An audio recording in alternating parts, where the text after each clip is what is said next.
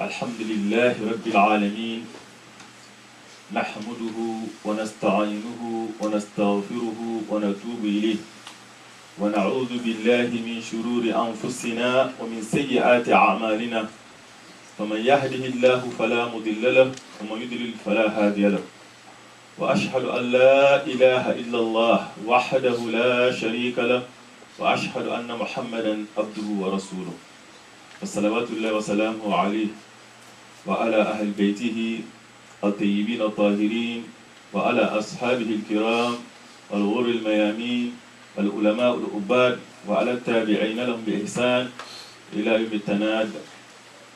يا أيها الذين آمنوا اتقوا الله حق تقاته ولا تموتن إلا وأنتم مسلمون. يا أيها الناس اتقوا ربكم الذي خلقكم من نفس واحدة وخلق منها زوجها وبث منهما رجالا كثيرا ونساء واتقوا الله الذي تساءلون به والأرحام إن الله كان عليكم رقيبا. يا أيها الذين آمنوا اتقوا الله وقولوا قولا سديدا يصلح لكم أعمالكم ويغفر لكم ذنوبكم ومن يطع الله ورسوله فقد فاز فوزا عظيما. أما بعد، أيها الأحباء في الله، أيها الإخوة في الإسلام، إن المسلم الأب الفتن لكي يتمكن من الاستفادة من شهر رمضان لا بد له من الاستعداد له، ولكي يستعد لاستقبال شهر رمضان لا بد له أن يعلم ويعرف أن شهر رمضان شهر مبارك، شهر القرآن، شهر الرحمة، شهر فيه تفتح أبواب الجنة وتغلق فيه أبواب الجحيم وتصفد الشياطين، وهو شهر الرحمة. فيه ليلة وليلة القدر، هي ليلة القدر خير من 1000 شهر، فمن حرم خيره فقد حرم. عن كعب بن عجرة رضي الله عنه قال رسول الله صلى الله عليه وسلم: اهدروا لي المنبر. فلما ارتقى الدرجة قال آمين، ثم ارتقى الدرجة الثانية قال آمين، ثم الثالثة قال آمين. فلما فرغ نزل عن المنبر فقلنا: يا رسول الله، لقد سمعنا منك اليوم شيئا لم نكن نسمعه منك. فقال: لما رقيت الدرجة الأولى جاءني جبريل أو عرض لي جبريل فقال: بعدا لمن أدرك رمضان ولم يغفر له. قل آمين. قلت آمين.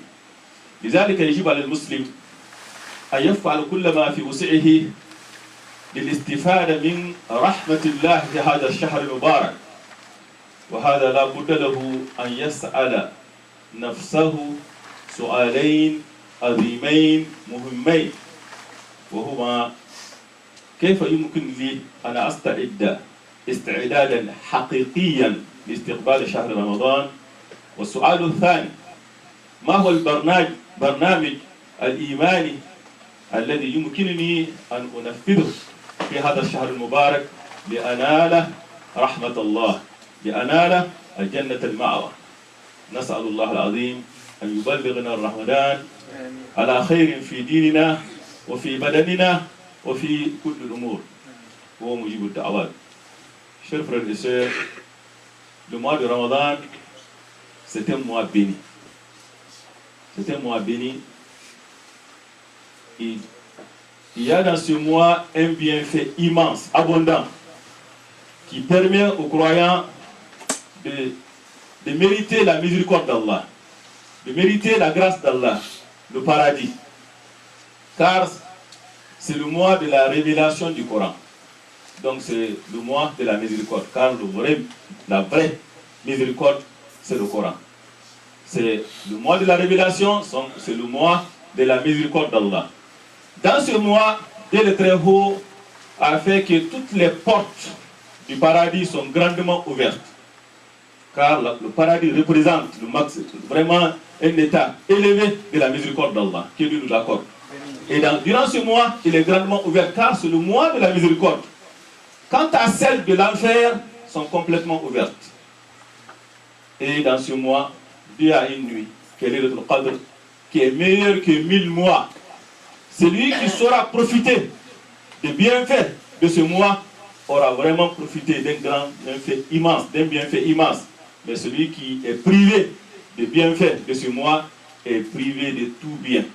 Car celui qui n'a pas pu, qui n'a pas su profiter des bienfaits du Ramadan n'aura pas d'autre chance. Il n'y a pas une autre chance équivalente. Donc c'est pour cela qu'on doit tout faire, de mettre en œuvre, de se préparer comme il faut, afin de profiter de ce mois immense, de ce mois de la miséricorde, du mois de la grâce, du mois de la révélation du Coran. Le prophète sallallahu alayhi wa sallam un jour a dit aux Sahaba de venir à côté. Et il a monté sur la chair. Quand il est fait la montée d'une marche, il a dit Amin. À la deuxième marche, il dit aussi Amin. À la troisième marche, il dit Amin. Les Sahaba lui ont demandé, comment ça se fait que tu dis Amin? On n'a pas l'habitude d'entendre ça. Il dit, quand j'ai monté d'une marche, Jibril est venu me voir et il dit qu'il soit banni de la miséricorde d'Allah, éloigné de la miséricorde d'Allah. C'est-à-dire qu'on ne peut rien faire pour cette personne qui aura la chance d'atteindre le mois de Ramadan sans voir ses péchés effacés et sans voir vraiment que le paradis lui soit accordé, soit admis au paradis. Qu'il nous en garde. Donc c'est très important. C'est pour cela, le croyant averti, celui qui mettra en œuvre tout ce qui est de sa possibilité, de son pouvoir, afin de profiter de ce mois de la miséricorde. Pour le faire, il nous incombe de se poser deux questions essentielles. Deux questions essentielles. Chacun de nous vraiment a le devoir de se poser ces deux questions. La première question, comment puis-je me préparer convenablement, pas n'importe quelle préparation, mais convenablement pour accueillir ce mois béni de Ramadan. Deuxième question, quels sont les actes cultuels appropriés que je dois vraiment accomplir durant ce mois afin de profiter de la miséricorde et le bienfait de ce mois? La première question, Inch'Allah, nous allons essayer de la répondre. Et la deuxième, Inch'Allah, dans la semaine à venir, on va essayer encore de la répondre celle-là aussi. Vous savez, alhamdulillah, n'importe quel acte cultuel en islam, que ce soit salat, que ce soit zakat, que ce soit hajj, y compris as-sawm, le fondement, l'essentiel, le colonne vertébrale de tout, c'est an-niyya. An-niyya, l'intention. Ça c'est très important. Dans un hadith du Omar ibn al-Khattab radiyallahu anhu قال سمعت رسول الله صلى الله عليه وسلم يقول إنما الأعمال بالنيات وإنما لكل امرئ ما نوى فمن كانت هجرته إلى الله ورسوله فهجرته إلى الله ورسوله ومن كانت هجرته للدنيا أو امرأة يصيبها أو ينكحها فهجرته إلى ما هاجر إليه. Dans ce hadith du prophète sallallahu alayhi wa sallam, que beaucoup de savants religieux commencent leur livre par ce hadith car il est fondamental. C'est ainsi que toutes les démarches que la personne entreprend afin de se rapprocher de son Seigneur doit commencer par ce hadith. Les enseignements de ce hadith. Il dit que les actes ne valent que par les intentions. À chacun selon son intention. Qu'est-ce que tu veux? Qui? Il a donné l'exemple de deux personnes, deux groupes. Ces deux groupes, tous ont émigré avec le prophète sallallahu alayhi wa sallam. De la Mecque à Médine, imagine-toi, al-Muhajirun, qui ont abandonné tout. L'un d'eux va être récompensé énormément. L'autre n'aura rien dans l'au-delà. Pourquoi? Qu'est-ce qui différencie les deux? C'est l'intention. L'autre a émigré pour chercher la face d'Allah, l'agrément d'Allah. L'autre a émigré pour chercher un bien de ce bas monde, où parmi les musulmans, il y avait une femme qu'il voulait épouser. Et s'il n'émigre pas, il ne va pas l'épouser. Donc il a émigré à cause de ça. Il n'aura que cette femme. Mais il n'aura rien dans l'au-delà, que Dieu nous en garde. Donc c'est pour cela, l'approche du Ramadan, chacun de nous doit assainir son intention. Pourquoi je dis ceci? L'intention influence l'acte culturel dans toutes ses étapes. Dans la préparation, dans l'accomplissement et aussi à la fin. La personne qui n'est pas animée d'une bonne intention, quand tu vois ses démarches, en se préparant pour le mois de Ramadan, tu retrouveras tous tes matériels. Soit c'est des stocks des aliments, des boissons qui le met à côté. C'est celui qui l'anime, celui qui le préoccupe. Quant à l'autre, qui est animé d'une sincère intention, tu le verras vraiment que c'est spirituel. Donc c'est pour cela c'est très important que la personne fait tout ce qui est de sa possibilité d'assainir son intention. Car il est important dans la préparation, dans tes démarches. Il influence aussi dans l'accomplissement de l'œuvre même. C'est dans ce coranique, تبارك الذي بيده الملك وهو على كل شيء قدير الذي خلق الموت والحياة ليبلوكم أيكم أحسن عملا. Dans ce verset coranique, Dieu le Très-Haut dit qu'il a créé le ciel et la terre, et la mort et la vie pour une simple raison, pour nous éprouver et de voir qui parmi vous sera meilleur en œuvre. Ibn Qayyim al-Jawziyya يقول إن الله خلق السماوات والأرض والموت والحياة ليبلو الناس أيهم أحسن عملا لا أكثر عملا. Que Dieu le Très-Haut nous éprouve de voir qui parmi vous est meilleur en œuvre, pas dans la quantité. Quelle quantité l'œuvre qui était accomplie, ce n'est pas ce que Dieu cherche, c'est la qualité qu'il cherche. Et ça c'est très important. Et Fudayl ibn Iyad قال ما أنا أحسن عملا أخلصه وأصوبه. قيل ما أخلصه وأصوبه قال العمل إذا كان خالصا ولم يكن صوابا لا يقبل وإذا كان صوابا ولم يكن خالصا لا يقبل حتى يكون صوابا وخالصا. قيل ما الخالص والصواب قال الخالص ما كان لله والصواب ما كان للسنة. Il dit que l'œuvre, meilleure œuvre, veut dire que l'œuvre pure, sincère et l'œuvre juste. L'œuvre, s'il est pur, il n'est pas juste, il est rejeté. S'il est juste, il n'est pas pur, sincère, il est rejeté. Jusqu'à ce qu'il soit sincère et juste. Qu'est-ce qui est sincère? Ce qui a été voué exclusivement à Allah. Et aussi selon le sunnat Rasulullah sallallahu alayhi wa sallam. Donc c'est très important que l'intention pour qui tu fais l'œuvre et la conformité aussi de cette œuvre à la tradition du prophète sallallahu alayhi wa sallam, qui est très essentielle, qui est fondamentale. Et quand cette intention il est bonne, c'est toutes les œuvres qui s'en suivront, toutes les étapes. Dans un hadith Nu'man ibn Bashir radiallahu anhu, قال رسول الله صلى الله عليه وسلم في آخر الحديث ألا إن في الجسد مضغة إن صلحت صلح الجسد وإن فسدت فسد الجسد ألا وهي القلب. Il dit qu'il y a un morceau de chair dans le corps humain. S'il est en bon état, c'est tout le corps qui prospère. C'est ainsi l'acte. Quand l'intention est bonne, il dit c'est quoi? Il dit c'est le cœur. Si le cœur est bon, c'est tout le corps qui prospère. Si l'intention est bonne, tu verras que les démarches que la personne fait et l'accomplissement aussi, tout c'est fait. Et même les difficultés que la personne peut trouver mi-chemin, ça sera facile pour lui de les surmonter. Quand l'intention est là, ça t'aide dans ta détermination vraiment de surmonter. Quand tu sais que tu cherches ta face dans la... Tu ne cherches que rien que ça et que c'est le paradis que Dieu va t'accorder. Toutes les difficultés que tu peux rencontrer durant ton chemin va être facile et facile vraiment à surmonter.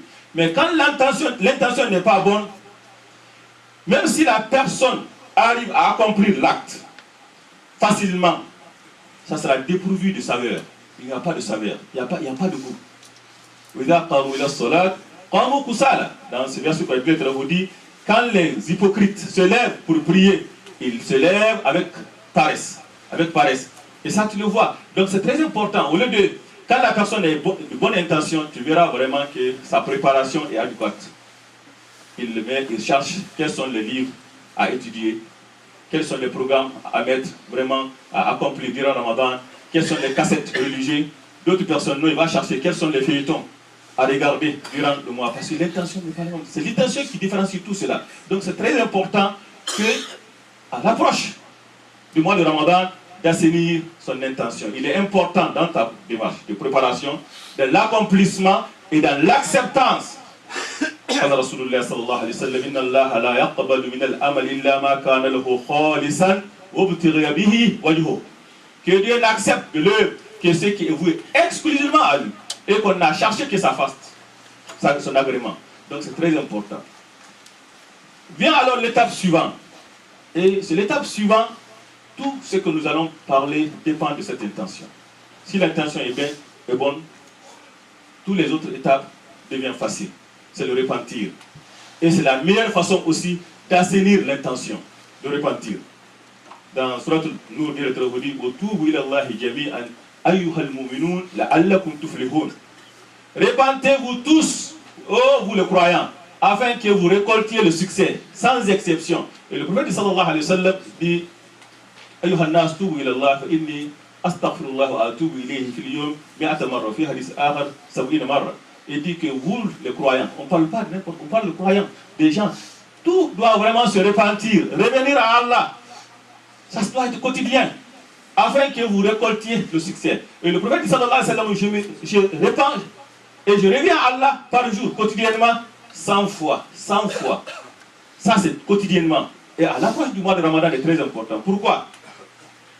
Quand on a dit que l'intention influence les démarches et l'accomplissement de l'œuvre et l'acceptance aussi, les péchés ne nous permettent pas de jouir vraiment de ce bienfait. Car le péché entrave la personne d'accomplir l'acte cultuel. Et aussi quand on sait, comme il le dit savant religieux, il dit al-ma'asiya, la taj'al lisan mu'ahhalan li-tawqif yuwaffiqahu Allah. S'approcher d'Allah, les actes cultuels, quel est l'objectif des actes cultuels? C'est de nous rapprocher d'Allah. Et la personne pervers qui insiste sans conscience sur les péchés, car il faut regarder la grandeur de celui qui était à désobéir. Si la personne n'a pas cette conscience et il insiste là au-dessus, il n'aura pas ce privilège de s'approcher d'Allah. Non. C'est pour cela l'un des croyants a demandé l'un de nos prédécesseurs pieux. Il dit, pendant la nuit, il m'arrive même, je n'arrive pas vraiment à faire les prières nocturnes, les prières qiyamul layl. Il dit, il m'arrive des fois même faire l'ablution, faire tout là, mais j'ai la paresse, tu ne peux pas le faire. Il dit, laqad habasatka dhunubuk. Il dit, c'est parce que tes péchés t'empêchent de le faire. Tes péchés t'empêchent de le faire. Donc, il y a beaucoup de difficultés que la personne rencontre dans son cheminement vers Allah, c'est à cause du péché. C'est à cause du péché. Que ce soit dans ton lieu de travail, que ce soit dans ton environnement, dans ta famille. La première chose à regarder d'abord, c'est quoi? C'est vraiment, c'est quoi? Quel péché que j'ai commis? Cela ne veut pas dire que toute personne qui a rencontré des difficultés, qu'il a des péchés ou n'est pas animé de bonnes intentions, mais oui, c'est des choses qu'il faut revoir. Ton intention, il faut revoir. Ça c'est très important. Quand tu as une bonne intention, Allah facilite les choses pour toi.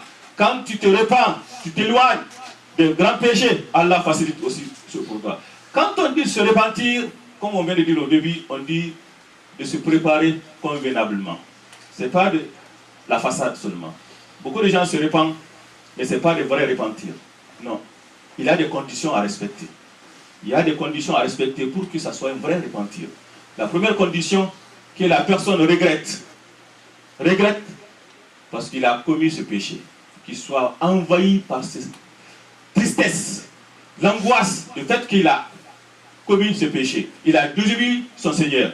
C'est très important. Ce n'est pas qu'il éprouve de joie ou de fierté d'avoir commis le péché. Ça c'est très important. Si c'est le cas, il doit donc cesser, arrêter immédiatement le péché. Arrêter immédiatement le péché. Et s'il arrête le péché, prend un engagement de ne jamais y revenir. Et malheureusement, quand il y a un hadith du prophète sallallahu alayhi wa sallam qui dit que la personne, que Dieu le très dit dans ce hadith aussi longtemps que la personne se répand, Dieu acceptera se repentir, même s'il le fait 1000 fois, même s'il le fait millions de fois. Ce que ça veut dire s'il respecte cette condition. Et malheureusement, beaucoup de gens se répandent, mais ils n'ont pas respecté ces trois conditions. Donc le repentir n'est pas accepté. C'est très important. Et si c'est un droit d'Allah, la personne demande pardon. Si c'est une obligation qui a manqué, il doit refaire cette obligation. Si c'est un droit d'autrui, il doit réparer le droit. Demander à la personne pardon et restituer le droit de l'autre. C'est très important. Nous revenons à notre troisième étape. C'est le rattrapage des jours manqués du mois passé.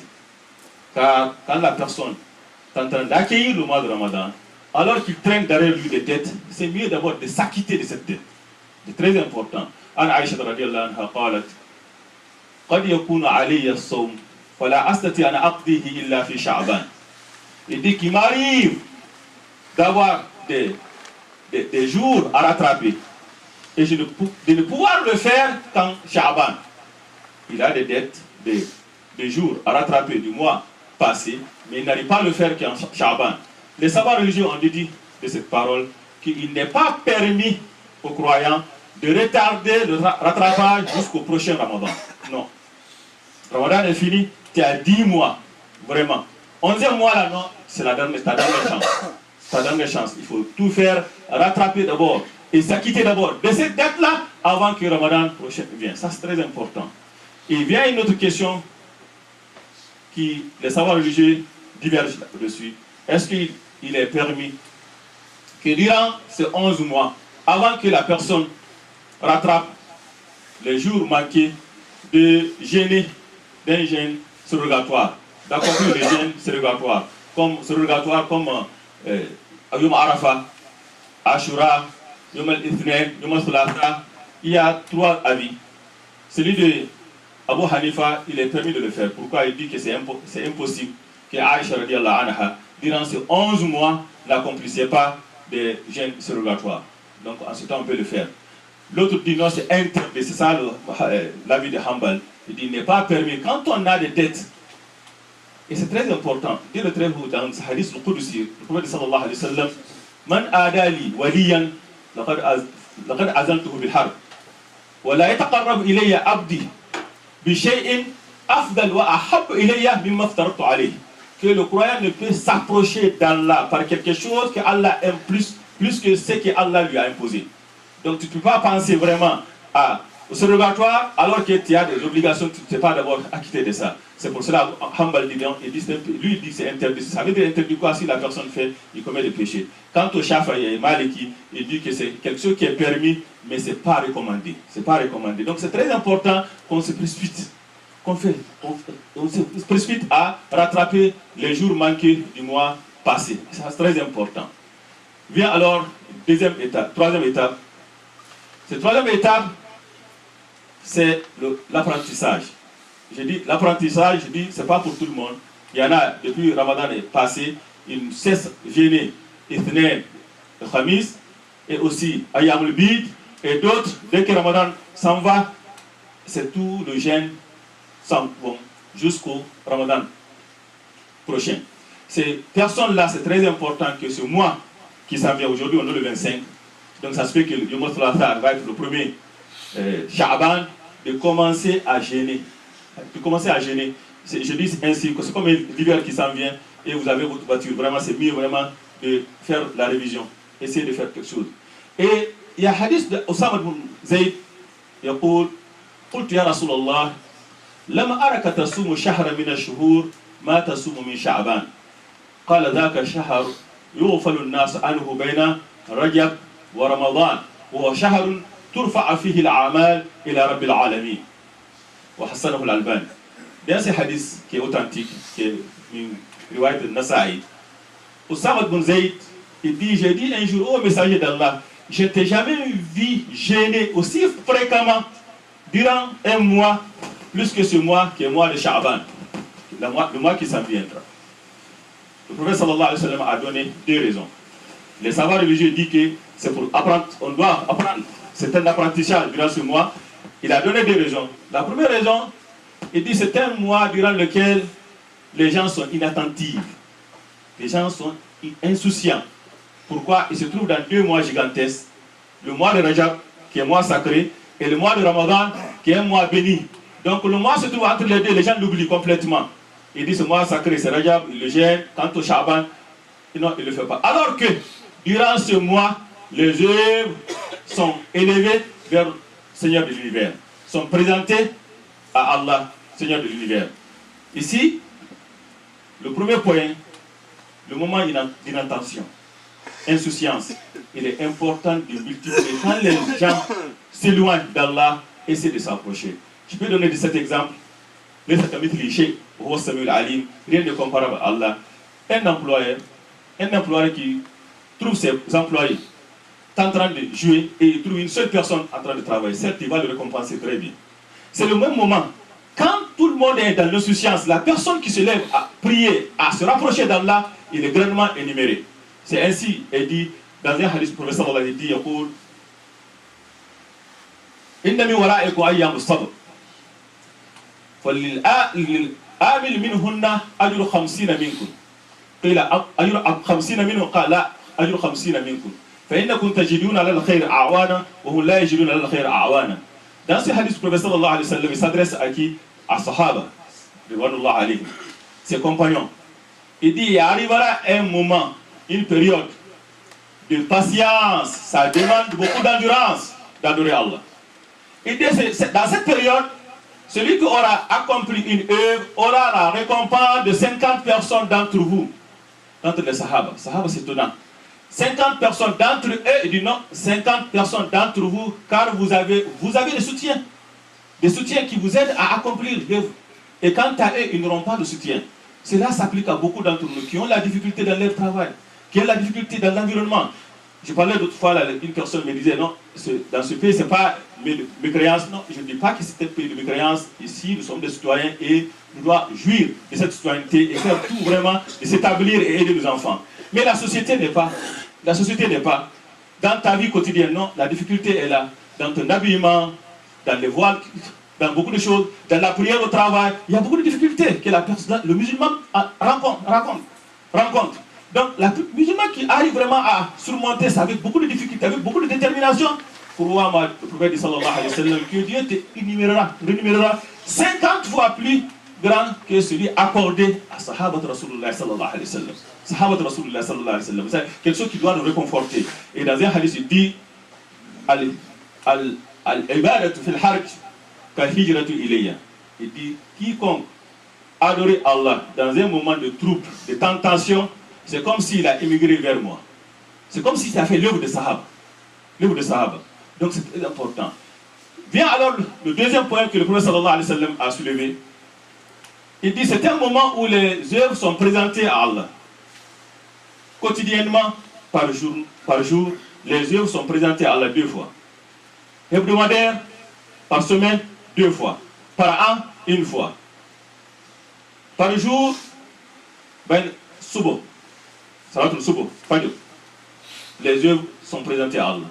Et asr, ils sont présentés à Allah. Dans un hadith, le prophète sallallahu alayhi wa sallam dit يتعاقبون فيكم ملائكة بالليل وملائكة بالنهار ويجتمعون في صلاة الفجر وصلاة العصر فيعرض الذين يبيتون بينكم فيسألهم الرحمن وهو أعلم بحالهم كيف تركتم عبادي قال تركناهم يصلون وآتيناهم يصلون. Il y a un groupe des anges qui descend vers Fajr et ils trouveront des anges qui ont passé la nuit avec nous, des scripts qui écrivent tout les autres. Ils vont se relayer et se remplacer. Les autres mois, quand ils vont, Dieu les demanderont comment avez-vous laissé mes serviteurs? Et ils nous les ont laissés en train de faire la prière. C'est pour cela qu'il ne faut pas manquer Salatul Fajr. Il ne faut pas manquer Salatul Fajr. Le prophète vient de dire, il dit que le moment d'inattention, je veux que ça me trouve. Au moment où mes œuvres se lèvent, ça me trouve en gêne. Donc au moment où tes œuvres quotidiennes aussi se lèvent vers Allah, essaie que ça se trouve dans la prière, Et quand ils se lèvent, ceux qui viendront être avec nous la nuit descendent aussi Asr, Salatul Asr. Et c'est ainsi que ça se fait. Et par semaine, c'est 2 fois. C'est Yom al-Ithnain et Yom al-Khamis. Et ça aussi, le prophète sallallahu alayhi wa sallam, il gêne. Il gêne aussi, c'est très important. Ça veut nous dire vraiment, le moment où les œuvres sont présentées à Allah, c'est mieux que ça trouve en train d'accomplir une bonne œuvre. Il n'y a pas une meilleure œuvre que le jeûne. Car tous les œuvres du croyant lui appartiennent, sauf le jeûne. Sauf le jeûne. Dieu dit, c'est lui-même qui s'en charge. Et annuellement, c'est Sha'aban. C'est Sha'aban. Durant ce Sha'aban, les œuvres sont montées vers Allah. Donc c'est très important de multiplier le jeûne durant Sha'aban pour diverses raisons. Pour apprendre. C'est un apprentissage, c'est très important. Mais aussi, c'est pour suivre le sunnat Rasulullah sallallahu alayhi wa sallam. Et aussi, les œuvres sont montées vers le Seigneur de l'univers. Et que cela doit te trouver vraiment via un jeûne, afin que tu mérites, tu profites de la miséricorde d'Allah. Qul qawli hadha, wa astaghfirullah li wa lakum, wa astaghfirullah.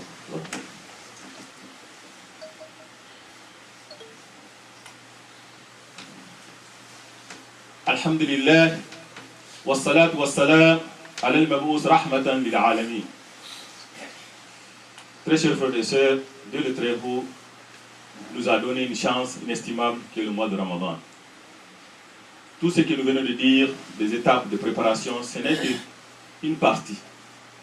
Mais tu as beau prendre tes précautions, la décision finale appartient à qui? À Allah, celui qui détient le pouvoir. Et il faut solliciter alors son soutien. D'où vient l'importance à dua, l'invocation. Et c'est très important dans ta préparation. Et le prophète sallallahu alayhi wa sallam dit liyas'ala ahadukum rabbahu hajatahu kullaha hatta yas'alahu shis'a ni'ali. Que la personne doit implorer Allah, demander à Allah toutes ses affaires. Ne sera que la lacet de ses chaussures, s'il est coupé, demande à Allah. Donc on demande à Allah dans toutes les situations, dans toutes les circonstances. Et en devant ce mois béni de Ramadan, il convient alors d'implorer Allah de nous venir en aide. Quand Dieu t'aide, c'est très important.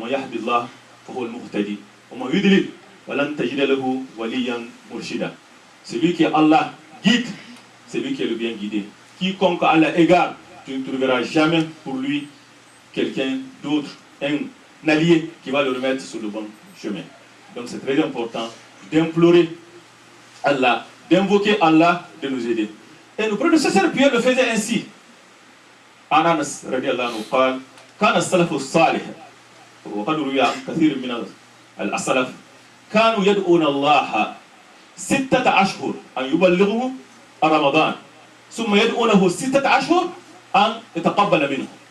Imaginez-vous, nos prédécesseurs pieux imploraient Allah 6 mois à l'avance. 6 mois, c'est pas le lendemain ou un jour, 2 jours de Ramadan qu'on commence à appeler, c'est quand Ramadan, non, c'est ça. Ils avaient dans l'esprit 6 mois à l'avance. Tu es en train d'implorer Allah que Dieu les fasse atteindre le mois de Ramadan, qui les permet d'atteindre le mois de Ramadan en bonne santé spirituelle et physique et mentale.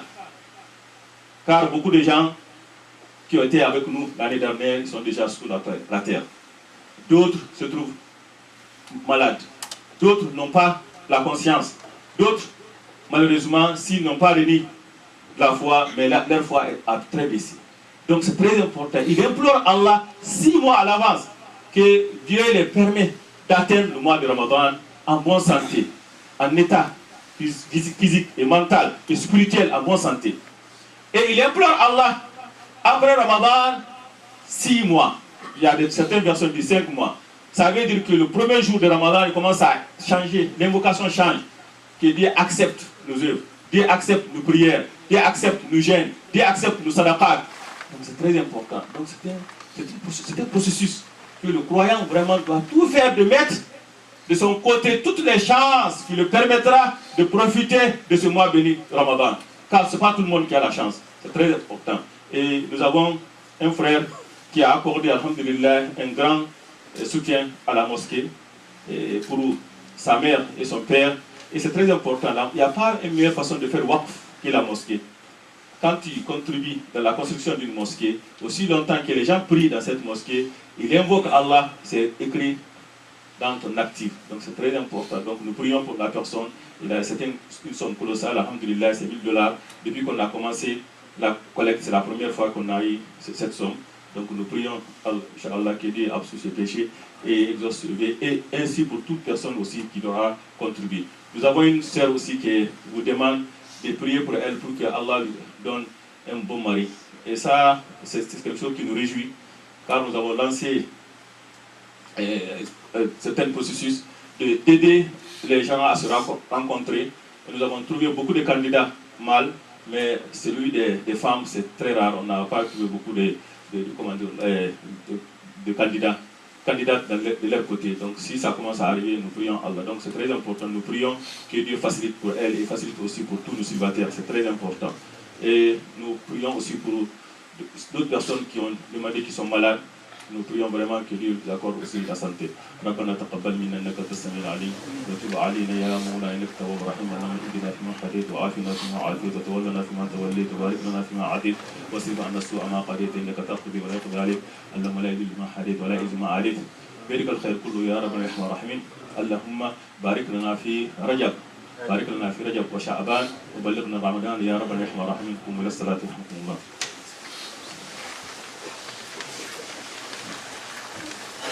On va, comme d'habitude, on a dit là, dès que La somme s'est complétée, Inch'Allah. Nous allons arrêter, mais pour le moment, nous allons laisser le frère passer.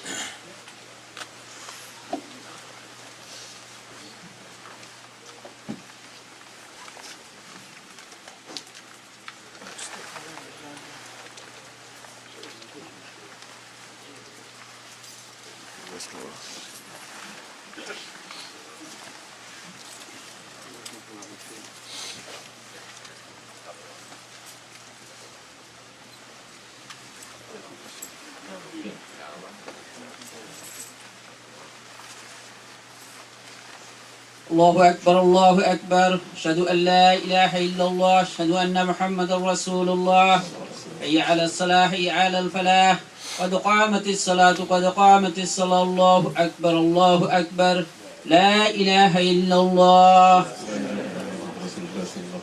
استووا واستقيموا وهاتوا بين المناك وسووا سلوك يرحمكم الله.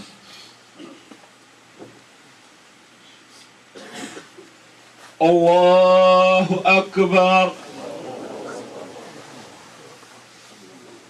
الحمد لله رب العالمين الرحمن الرحيم مالك يوم الدين إياك نعبد وإياك نستعين اهدنا الصراط المستقيم صراط الذين أنعمت عليهم غير المغضوب عليهم ولا الضالين.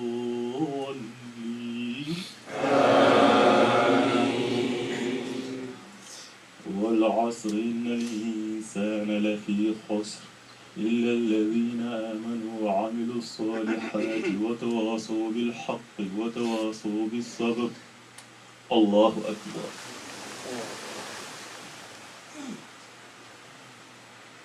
سمع الله لمن حمده.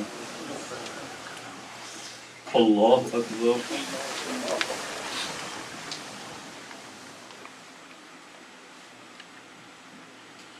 الله أكبر.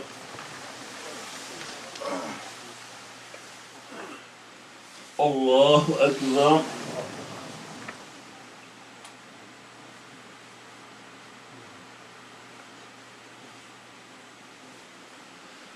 الله أكبر. الحمد لله رب العالمين الرحمن الرحيم مالك يوم الدين إياك نعبد وإياك نستعين اهدنا الصراط المستقيم صراط الذين أنعمت عليهم غير المغضوب عليهم ولا الضالين.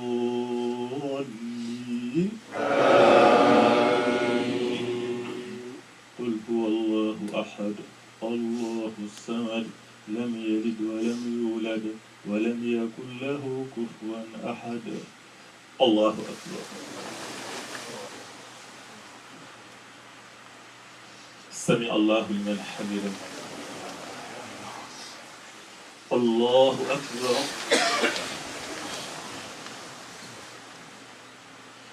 الله أكبر. الله أكبر.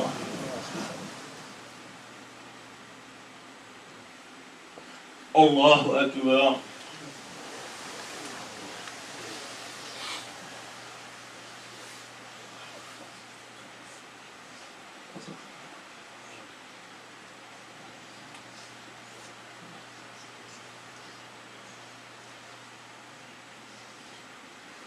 السلام عليكم ورحمة الله. السلام عليكم ورحمة الله.